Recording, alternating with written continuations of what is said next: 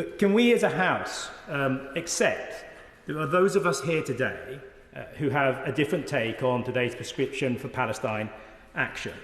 We don't have to agree with the behaviour or actions of Palestine Action to make the case here today that this prescription is wrong. I'd also like to ask the honourable members to acknowledge the fact that many of us here today who take a different view on this issue are a part of this democracy just as much of those who agree with the prescription. It's just that our take on the delicacy of our democracy and what this prescription does and how it undermines our democracy, in our opinion, happen to differ from other people. I know members on the opposite benches have repeatedly said that when it comes to ULEZ cameras and low emission zone cameras, they've actually said that they understand and empathise with those constituents who have smashed and vandalised them.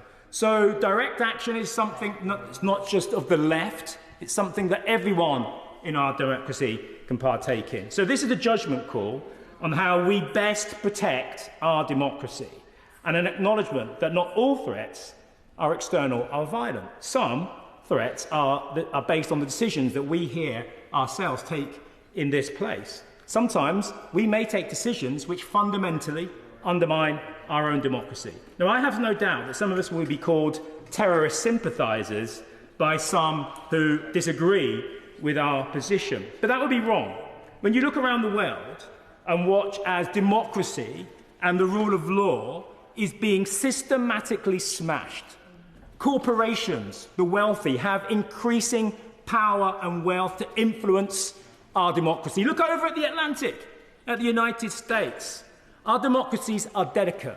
Our democracies are precious. And the decisions that we take here determine whether those democracies will survive as we go into the future. I look around the world. I look around this country. I look at the party, the authoritarian right party, that is 10 points ahead in the polls. And I worry about the future of our democracy. That means that this government, our government, have to make decisions that take that into account.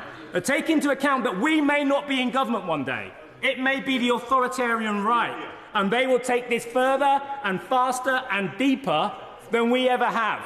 So we should be putting in fire guards now, protecting our democracy.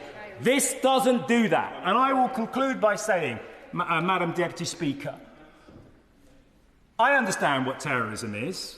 I was in London on the 7th of July in 2007, and I watched my community, this city, attacked by real terrorists. And at that point, rightly or wrongly, I decided I was going to Afghanistan to fight the terrorists. And I went because I love this country and I love our democracy and I want to see it protected. I think today's prescription order against Palestine Action undermines that. And I wish my government wouldn't do it. Thank you very much.